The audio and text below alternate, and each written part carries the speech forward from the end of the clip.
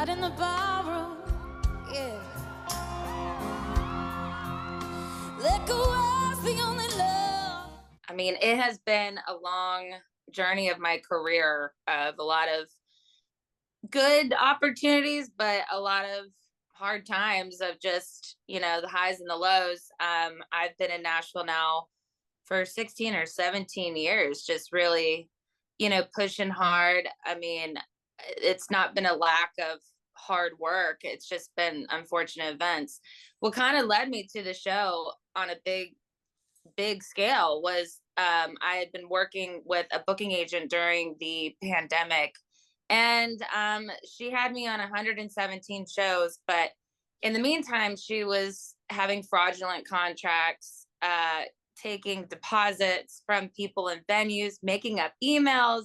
And so my 2022, I thought was going to actually be a lot of shows. Like she said, I had the Lauren Daigle tour, and it was all fraudulent contracts. A lot of it doesn't even make sense of why she did what she did.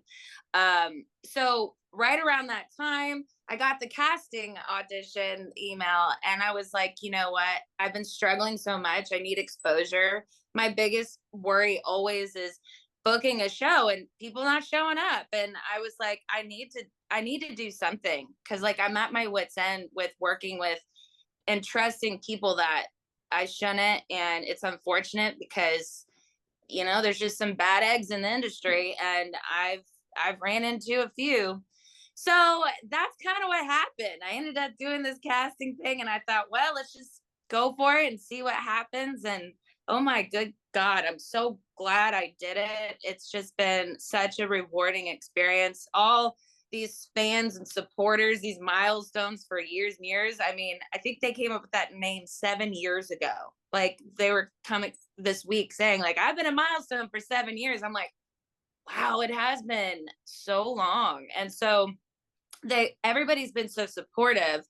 And it's like, say, all that hard work and those miles on the road are kind of starting to pay off, and it's really endearing. It's so touching, all the years of hard work, being comfortable on stage. Like Tennessee Whiskey for me was just such a perfect fan thing for me, because I've said from day one, I'm country soul. I'm the female that can fill that role. It's so me. And then the fact that I was in my element, I'm playing with my band, immersed within them, and that's where I felt so natural, and you could tell that it was just my zone, and it felt really, really good. We're almost to like 1 million views on Instagram. Like it's insane. It's just been really, really cool, really rewarding. And yeah, I'm excited. I'm so excited for this week. Now, again, like I said, for us watching on TV, we try to get to know you a little bit better. And even, you got to go back home and deal with stuff in Nashville. So I was looking around, and I tried to find some help of getting people who knew you and knew you the best. So I had to find friends and. Hello. Oh, Eryn. That's my girl. Oh my gosh. I love you.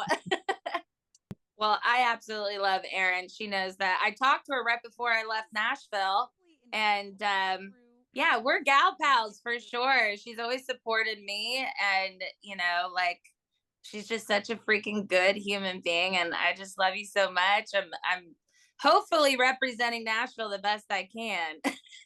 You could not be representing this city any better. I was hyping you up to Bobby as soon as he saw that I had posted about you. And what I absolutely adore about what you're doing, Morgan, is how you are posting pictures and videos of your competitors on the voice of everyone that you've grown to love. And you're just supporting everyone as you have always done. And it's just, you could not be representing Music City any better. I love it. I mean, listen, the music industry, yeah, of course it's competitive, but we are a community, and we all have to be there for one another. Every single person, especially at this point, is so stinking talented in their own right. And, it just comes down to who's watching the show. And, like it really, it's the voting that like, you just don't know like who they're connecting with the most. So I'm like, we don't feel competitive. Like we really don't. I mean, at least most of us. So Well, the cool thing you said about in the last interview when we had the little group thing was that you were setting up a porthole for maybe some of the other contestants who was thinking about moving to Nashville. And so Eryn, she's like, I'm sharing the whole city with them. Yes, that's Yeah, like even last Wednesday, there was a group of 50 contestants that got together at Live Oak and played. It was like a writer's round, but like Devix was already there from Pennsylvania. He flew in. Sasha, who's from Georgia, she drove in. You got Orlando, who was my buddy I was against in freaking knockouts. He came from Florida. Like everybody was there, and we FaceTimed. Me and Bryce FaceTimed everybody because Bryce is a lot close with all the country cats too. So it was just really cool to see. Like we're definitely a family, you know. Like we just went through a crazy process, still going through it, but whew, we're getting through it. We're so dang tired at this point. Like we don't know what's going on. Like, I mean, zombies. But today should be pretty, hopefully not crazy, like dry blocking and wardrobe. So, and I've got such a cool plan for this week. It's so emotional. I'm going to be crying the whole dang time. Hopefully they don't make me look like a weepy child, but I mean, this one's dedicated to my cousin and my Pippi, who my family has brain cancer in my dad's side, and we lost them both around this time. Like Mac died December 8th and he was 33. And so a couple of years ago. So they're printing out pictures of him and like Pip, and I'm like, oh my, what are you doing to me? I'm already homesick. Like it's the holidays. Like don't do this. And it's the time of year. I'm like, yeah, I'm emotional. Camila had to like come up to me and just like hug me. She's like, I feel so bad. Like I'm too far away. I met Camila's mom. She's so sweet. And my parents are on their way. They're driving 2,000 miles from Nashville with my dog. So I'm going to be a wreck. Eryn, what words of advice can you give her from the city of Nashville to support to push this girl through? Oh my gosh. If Morgan does not need any advice. She is the pro of pros if I've ever met one. But what I can say is the story of your cousin. I remember you telling me that story, 2-3 years ago. It was right after your therapy work had come out.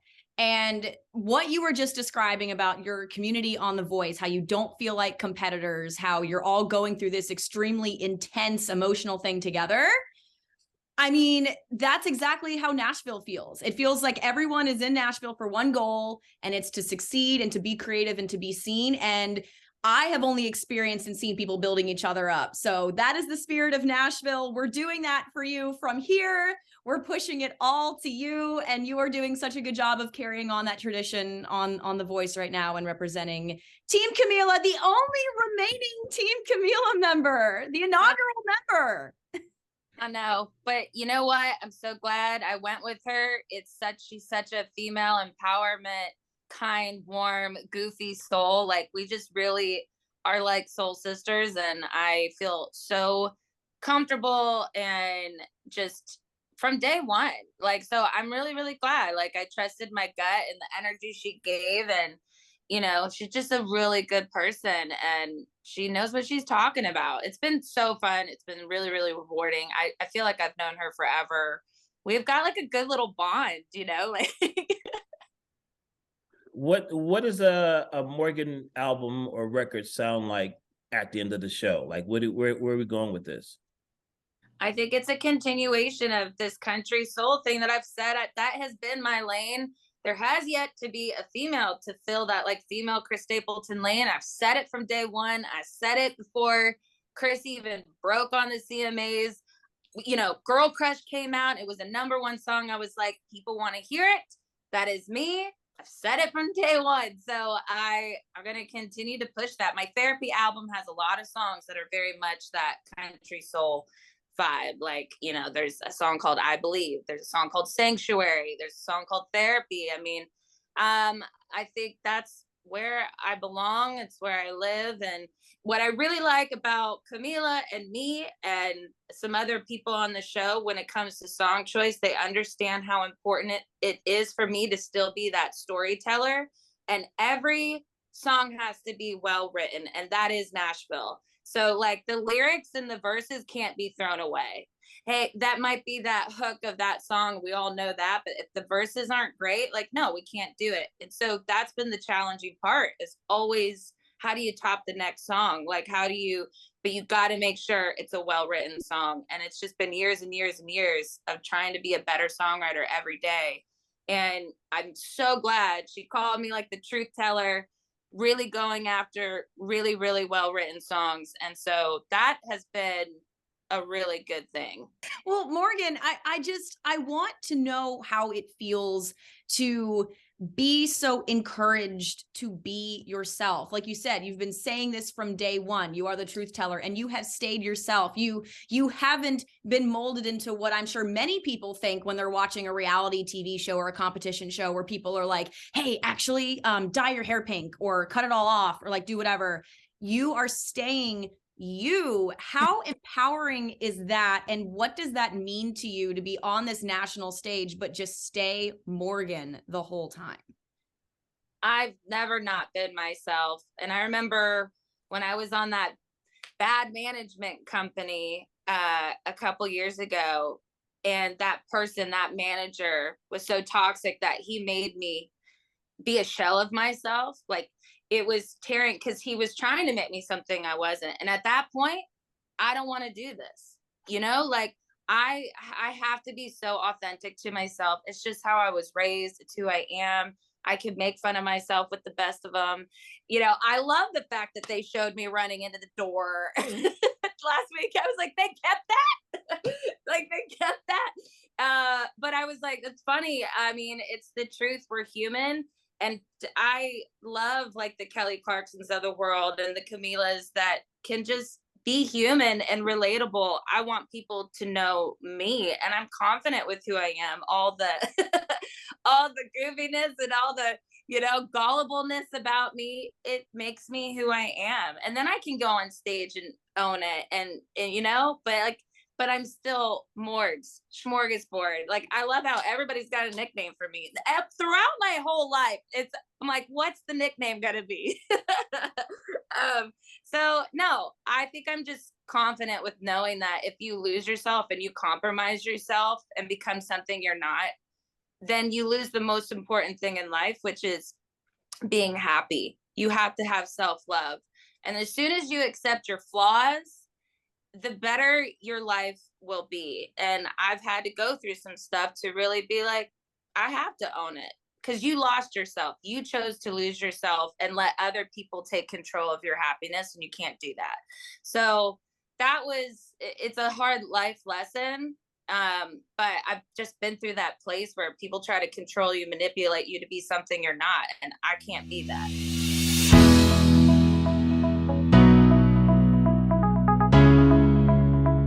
Y'all, please vote for me on The Voice. You're making my dream come true. And I just want to keep delivering the best performances I can. And I've just got more to say and more to show you. And thank you for voting.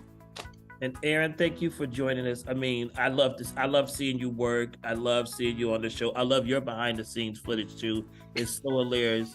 I mean, she's so freaking funny. And please keep it up, because it makes my day sometimes. It's like hilarious. You two make my day. Morgan, I'm so proud of you. Bobby, thank you for letting me crash the interview. This was so fun. I love it. What a great surprise. Now I'm homesick again. Dang it. I'll see you soon. And Bobby, you gotta come visit. Hi, my name is Morgan Myles, and you've just been buzzed.